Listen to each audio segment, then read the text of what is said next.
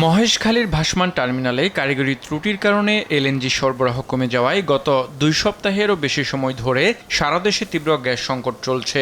তবে চলতি সপ্তাহে এলএনজি সরবরাহ বাড়ায় গ্যাসের চাপ কিছুটা স্বাভাবিক হতে শুরু করেছে।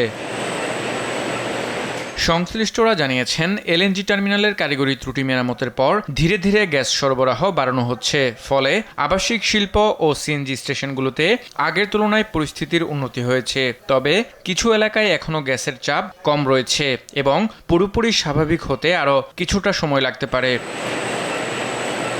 শিল্প মালিকরা বলছেন, গত কয়েকদিন কারখানা ছুটির কারণে বন্ধ থাকায় এবং সরবরাহ বাড়ায় গ্যাস সংকটের কিছুটা উন্নতি হয়েছে। 20 দিন যাবৎ যে পরিস্থিতি ছিল তার চেয়ে গতকাল থেকে কিছুটা ইমপ্রুভ হয়েছে। তবে মন্ত্রী মহোদয় যেটা বলেছেন যে 10 তারিখ নাগাদ হয়তো পূর্বের স্বাভাবিক অবস্থাটায় ফিরে আসবে। তো এই পরিস্থিতিতে আমাদের উৎপাদন তো ব্যাহত হয়েছেই।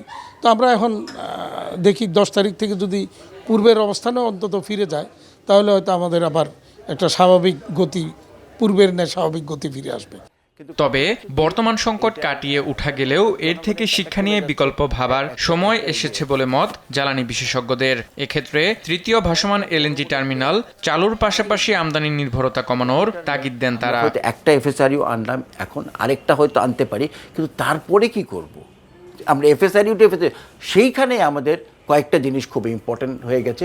সেটা হচ্ছে আমাদের যে দেশে যে গ্যাস এক্সপ্লোরেশন চলছে এটাকে শক্তিশালী করতে হবে, যাতে করে অবশ্যই যেন আমরা কিছু পাই গ্যাসে স্থলভাগে। আরেকটা হচ্ছে যে যেটাকে টেন্ডার করা হয়েছে গভীর সমুদ্রের, ওইটা যেন সাকসেসফুল হয়।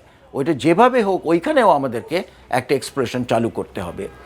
এটা ছাড়াও আমাদেরকে নবায়নযোগ্য বিদ্যুৎ এবং সরকার খুব ভালো একটা প্রোগ্রাম দিয়েছে, 20% যদি করতে পারে 30-এর মধ্যে, এটার একটা বড় ইম্প্যাক্ট কিন্তু আমাদের গ্রিডে অন্যান্য জায়গায় আসবে। আরাফাত ইসলাম, দেশ টিভি, ঢাকা।